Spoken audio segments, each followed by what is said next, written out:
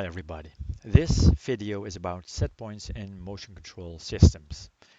This is a motion control system. It could be an electromechanical system in which a motor drives, for instance, a mechanical system, and the input to the motor is a voltage. And the output of this system could be a position. And this is compared to the reference position over here, and the difference is my error, which is the input to the controller. And that could be a PID type of controller. So in real life, we have a motor with a mechanical system added to it, and most of the times the position of the motor is measured by an encoder, and that is used as a feedback to my control unit over here. And this is my PD or PID kind of controller. And this video is about the choice of my set point. And there are a couple of set points available. First one is a so-called zero order profile. And in that case, my step, my position is a step function. So I put a step as a set point to my position controller. But that is often not very wise because in that case the speed is infinite high. So it's a delta function and we don't want to have infinite aspects in my trajectory.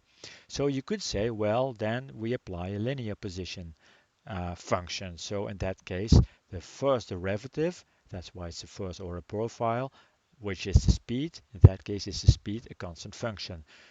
But it's also not very useful because the acceleration, which is the derivative of the speed, is in that case infinite high. So we need at least a so-called second order position profile in which the position function is quadratic, the speed is a linear function, and the acceleration has a constant limited value. So it's a constant acceleration and a constant deceleration. Remember, the derivative of the acceleration, which is the jerk, is still infinite high. Okay, so how do we make it? How do we implement it? Well, it's often quite easy to start with the acceleration. So we start off with an acceleration time over here, which is constant. Then we have a constant time in which the acceleration is zero, so the speed is constant, and then we have a deceleration time, which is also constant. So this is very easy to make in software. And when you have that acceleration, you can take the integral of it, and then you have the velocity set point, and when you integrate it once again, you have the position set point. That could be the set point to your position controller. In this example, also a feedforward is used, but that is not the topic of this video. So how do we design a second order profile? Well, let's define that second order acceleration profile over here. So we have a constant acceleration over here during the acceleration time, and during the same deceleration time, we have an opposite acceleration, so a negative acceleration, which is the deceleration. And in between, there could be a time in which we have a constant speed situation. And when we integrate this profile, then we get this as a trapezoidal speed curve. And when we integrate that once again, we have a S-curved position set point over here.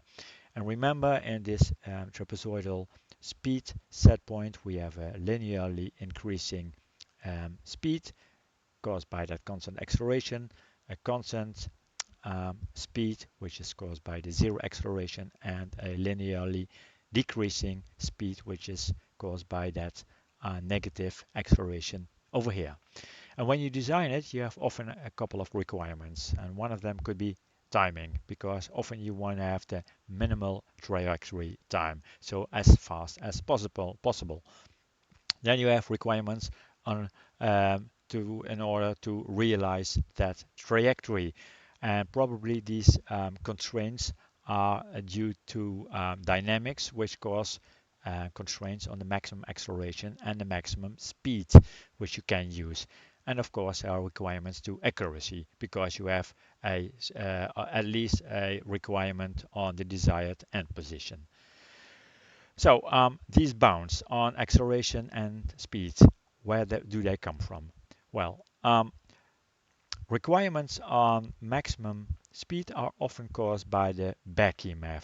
Remember, the back EMF of a PMDC motor is caused by the fact that that back EMF is a multiplication of the motor constants times the angular speed. And when that speed is too high, that back EMF voltage is very high, and it never may exceed, of course, the power supply voltage, because then it's not real, uh, it can be realized anymore. So you have to take enough margin to make sure that the back EMF voltage is always uh, lower than that power supply voltage. And of course, there could also be friction involved, viscous friction, which can lead to temperature increase in the motor or in the gearbox. Well, acceleration limitations are often caused by restrictions on the maximum power supply current or the maximum motor current. Remember, acceleration is proportional to torque, and torque is proportional to current. So maximum acceleration is often, as I said, caused by limitations on the power supply current or the motor current. And of course, there could also be mechanical restrictions.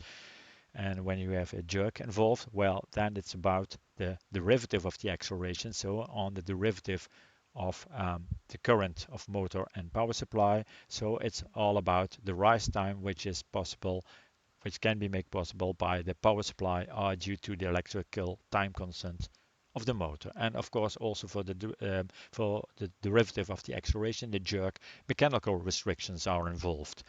So when we have restrictions on at least velocity and acceleration, we can use these restrictions in defining our fastest second order motion profile. Let's start with defining that fastest motion profile based on a constant acceleration profile, a second order motion profile. So we calculate the minimum trajectory execution time based on this kind of an acceleration profile. So what we first do is we start off with forgetting the maximum speed, so the constraints on the maximum speed.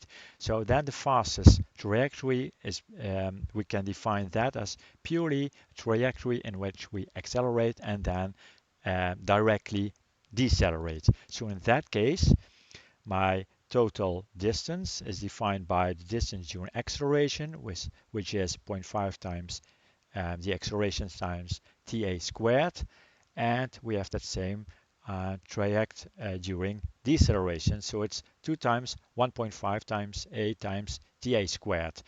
Then we can calculate the acceleration time, which is the square root of the desired position divided by the maximum acceleration. And of course, the total trajectory is that twice that time. But then we have to check whether or not we are violating the constraint on the maximum speed. So we have to calculate the acceleration which we maximum acceleration which we use times the acceleration time which we calculated over here. And that maximum acceleration is higher than the maximum allowed acceleration, then which we have to say, well, the acceleration time is limited to the maximum speed divided by the maximum acceleration. So in that case, this is my acceleration time. And if this check is not violated, then again we have this as acceleration.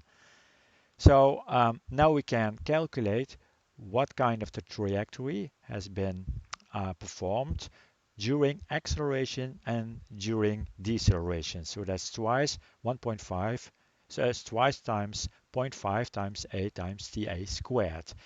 And everything which is left in the trajectory, so in the distance, that has to be done at constant speed. So then we can define the constant speed time, which is the trajectory which is left divided by the maximum speed. So when you can do everything by accelerating, decelerating, then there is a constant speed time, which is of course 0. And we can now calculate the trajectory execution time, which is twice the acceleration time plus the time at constant speed. So when we have that, we have the fastest second order motion profile. Now let's look to other motion profiles. which exists. This is my second order motion profile, which we discussed with the acceleration over here, the trapezoidal speed curve over here, and the S-curved position over here. And remember, the jerk, which is the derivative of the speed, has still infinite values. So when you have a third order motion profile, in that case, um, we have no longer constant values for my acceleration, but we have trapezoidal profiles for the acceleration. And in that case, the jerk is still limited to constant values. So this is often used, second order motion profile, in a lot of cases. And when we need a somewhat more accuracy, then a third order motion profile could be useful. And in really rare situation, there is also a fourth order profile in which the jerk has a trapezoidal shape. So in that case, we have the fourth derivative, which is called snap as constant values. But this is really in rare cases. Well, this is about second order and third order motion profiles. I looked at the internet and I found quite a nice video about comparing the third and the second order motion profile to each other. Well, have a look over here.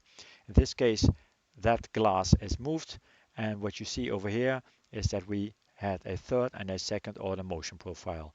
And when we put both movements together in one plot, which is shown over here, you see over here that this is my third order motion profile, and this is my second order motion profile, and that third order motion profile is still somewhat better than that second order motion profile.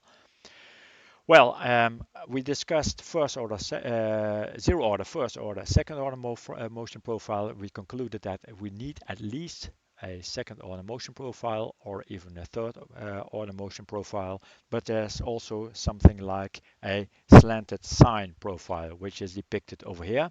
It's not used that much anymore in real life, but what we do over here is this is my acceleration, my speed, and this is my position profile. And in that acceleration profile, we have a sine over here.